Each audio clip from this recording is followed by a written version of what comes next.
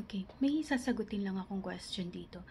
Ask ko lang po kung ginawan kami ng waiver habang ongoing pa ang trabaho namin and pinapirmahan kami na ang nakasaad ay walang makukuha kahit ano kapag ako ay hindi na pinapasok sa trabaho sa kadahilanang nagkaroon lang ng minor na sakit.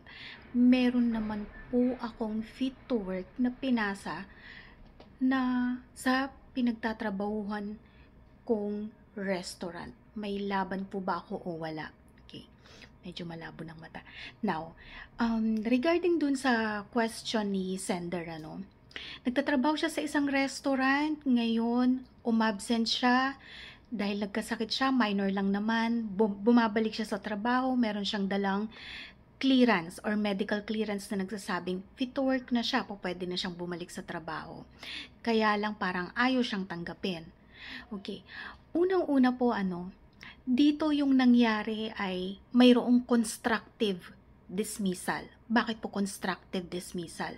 Kasi po yung aksyon o yung kilos o yung ginagawa ng inyong employer ay naglalayon o may layunin o purpose na tanggalin kayo sa inyong trabaho o hindi na kayo ibalik sa inyong pwesto o posisyon na walang ini-isyong kahit anong termination notice o notice of dismissal, ganon. So, constructive dismissal po ito. Ngayon pumunta tayo dun sa sinabi ni sender na nagkasakit siya pero meron na siyang dalang medical clearance na fit to work na siya para bumalik sa trabaho. Pwede ba siyang i-refuse na employer na hindi na siya papasukin dahil dun sa kanyang sakit? Tandaan po ninyo na ang pagkakaroon ng sakit ay isa sa authorized causes under the labor code kung saan pinapayagan ng employer na tanggalin sa trabaho ang kanyang empleyado na nagkaroon ng sakit. Pero meron po itong kondisyon sa labor code. Hindi dahil nagkasakit ka, pwede ka nang tanggalin agad-agad. Hindi po. Ang kondisyon ganito, dapat yung sakit ay hindi maaaring gumaling sa loob ng 6 na buwan. Incurable. Hindi po maaaring gumaling sa loob ng 6 na buwan. Yan po ang isang kondisyon.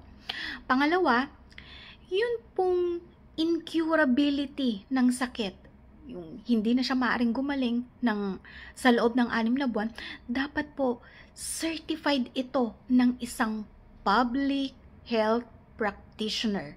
Okay? Hindi pwedeng kung saan lang galing yung certification. Okay? Yun po. Now, sino ang may pasanin? Pasanin, ito yung tinatawag namin sa legal parlance na burden of proof. Ang may burden of proof para patunayan na ang isang empleyado ay may sakit na hindi maaaring gumaling sa loob ng 6 na buwan as certified by an accredited public health practitioner. Ang may pasanin po na patunayan ito ay ang employer, hindi ang employee. Si employer. Ngayon, dahil si employer ang may burden of proof para patunayan na yung empleyado niyong may sakit ay hindi na maaaring gumaling within 6 months at certified ito ng isang public health practitioner. What if hindi ito napatunayan ni employer? Tinanggal ka niya, pero yung sakit mo ay magaling na kasi nga meron ka ng medical clearance. So, tinanggal ka niya. Ano naman yung recourse mo, yung remedyo mo bilang empleyado? Constructive illegal dismissal po. Kasi po, yung ground, yung ginawang batayan na employer sa pagtanggal sa'yo ay wala sa alinman sa nakalagay na authorized or just causes under the labor code. So, walang substantive due process. Substantive due process, ito po yung batayan na gagawin ng employer o yung pagbabasehan niya para tanggalin ka. So, dalawa lang po yan ha, either just causes or authorized causes. Yung sakit po, pumapasok po yan sa authorized cause of termination. Pero may requisites po yan. Ngayon, kung hindi po napatunayan ng employer, yung mga requirements para valid yung pagtanggal niya sa empleyado dahil sa pagkakaroon nito ng sakit, nagkakaroon ngayon ng constructive illegal dismissal. Pero paano naman kung yung sakit ay hindi na talaga gagaling sa loob ng 6 na buwan as certified by a public health practitioner? Kailangan na pong bayaran ng separation pay ang inyong empleyado. Kung kayo po ang employer, okay? Babayaran nyo na po sa employee ng separation pay. Ngayon, dun naman sa sinabi ni sender na merong pinapirmahan sa kanya na waiver, okay, habang nagtatrabaho pa siya sa kanilang kumpanya. Ano naman yung magiging epekto ng pinirmahan niyang waiver kung sakaling maghabol siya sa kanyang employer, kung sakaling makapagdesisyon siya na mag-file ng kaso? Papaano ang mangyayari doon sa waiver na napirmahan niya? Tandaan po ninyo ang anumang dokumento na nagsasabing isinusuko ninyo ang ilan sa mga karapatan ninyo na nakalagay sa batas ay hindi po valid and binding, lalo na kung hindi naintindihan ng empleyado ang pinipirmahan niyang waiver, quitclaim, release, o anumang dokumento na nagsasaad na isinusuko niya ang ilan sa mga karapatan niya under the labor code. Okay? So yun pong waiver ay walang magiging epekto, lalo na kung hindi na-explain sa empleyado kung ano yung nakasaad sa waiver na pinapapirmahan sa kanya. Ngayon, sino ang may burden of proof para patunayan na naintindihan niya talaga yung pinirmahan niya, na ipaintindi niya sa empleyado yung kanyang pinapirmahan? Si employer pa rin po yung magpapatunay nun. Kasi po yung mga waiver, yung mga kontrata, yung mga quitclaim, mostly po yan ay mga documents of adhesion o contract of adhesion na tinatawag. Ibig sabihin, nakaprepara na yan, na ginawa na ng employer, nakasulat na sa dokumento o sa papel, papapirmahan na lang sa inyo. So, ibig sabihin, si employer po ang may gawa. Ang gagawin nyo na lang po ay ibibigay ninyo yung inyong consent o pagpayag doon sa dokumento na papapirmahan sa inyo ni employer. Kaya po ang tawag po namin dyan ay contracts of adhesion. Ngayon, kapag ganitong contracts of adhesion, ibig sabihin, ikaw na empleyado, wala ka nang magagawa, wala ka sa posisyon para makipag-bargain sa empleyado na kumbaga kapag hindi mo gusto yung isang probisyon doon sa pinapapirmahan sa'yo, hindi ka makakapag-bargain, wala kang bargaining power laban sa iyong employer. So, contract of adhesion ang tawag doon. Dahil pumapayag ka na lang sa pamamagitan ng pagpirma, ang may pasanin ngayon na patunayan na naipaintindi talaga sa'yo yung pinipirmahan mo ay si employer. Okay?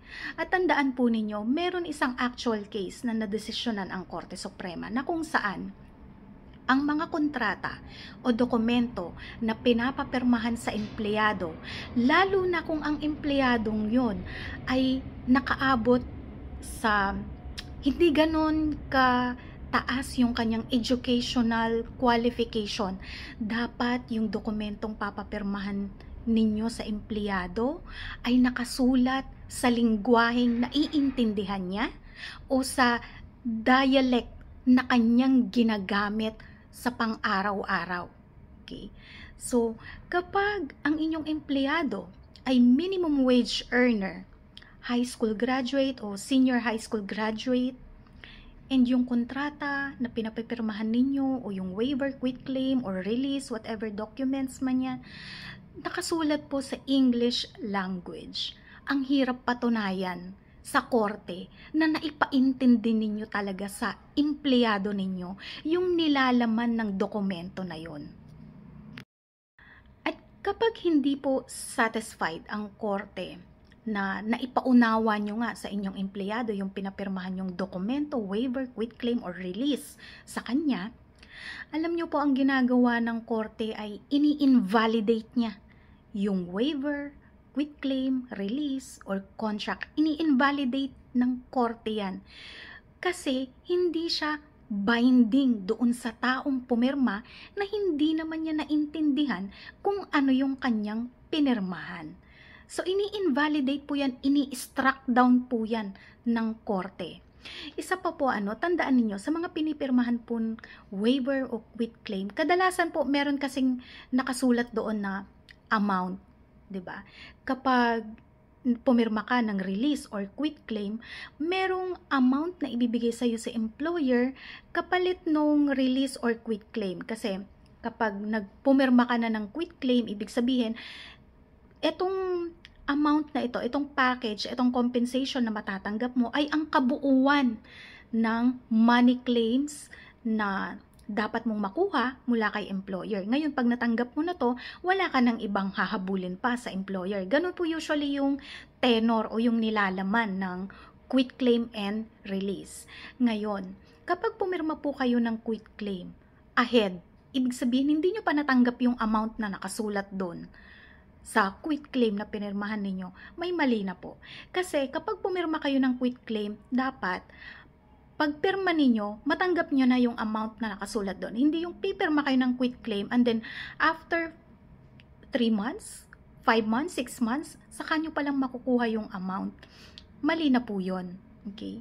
Mali na po yung nakagawian na yon ng employer. Okay? Dapat kasi, pagpirma ninyo, makuha nyo na. Kasi yun yung nakasaad doon na sa pagpirma ninyo sa quitclaim, natanggap ninyo ang ganitong compensation or package mula sa employer. O, ito pang isa. Kapag pumirma kayo ng quitclaim or release, at yung amount na nakasaad doon ay sobrang baba kaysa sa dapat ninyong makuha, ini-invalidate din po yan o pinapawalang bisa ng korte for being unreasonable or for being contrary to law, public policy, morals, good customs. Bakit po? Kasi halimbawa, yung dapat na matanggap mo sa employer ay halagang 100,000 pesos. Pero yung nakalagay sa release and quitclaim ay 10,000 lang. So, wini-waive mo ngayon. Sa pagpirma sa release and quitclaim, wini-waive mo yung 90% ng money claims na dapat mong makuha sa employer. In this case, marami na pong kaso na pinawalang bisa ng korte yung pinirmahang release at quitclaim ng empleyado na hindi reasonable yung amount na nakalagay doon sa pinirmahan niyang quitclaim. Lalo na kung hindi na ipaliwanag sa kanya yung kabuuan ng dokumento o quitclaim o waiver na pinapirmahan sa kanya. So, yun. Nai-invalidate po yan, pinapawalang bisa po yan ng korte. So, tandaan po ninyo, kahit may pinirmahan kayong waiver, hindi po ibig sabihin nun na hindi na kayo po pwedeng mag-file ng kaso sa DOLE. Hindi po ibig sabihin na hindi na kayo po pwedeng pumunta sa DOLE para questionin yung ginawa sa inyo ng inyong employer. So, kahit may waiver kayo, po pwede kayong pumunta sa DOLE para mag-file ng illegal dismissal or mag-file ng money claims for non-payment of retirement pay, for non-payment of 13-month pay, night differential, o kaya yung tamang minimum wage. Hindi po kasi yun basta-basta na i-waive. Kasi po, yun ay mandato ng batas. So, kung hindi po kayo binabayaran ng tamang minimum wage and nakalagay sa waiver na pinapirman sa inyo ng employer na hindi nyo nahahabulin sa employer, kahit na hindi kayo bayad ng tamang minimum wage, mali po yung nilalaman ng waiver na yun, contrary to law. Therefore, walang bisa po yung waiver or quitclaim na pinapirmahan sa inyo kasi contrary sa nilalaman o mandato ng batas.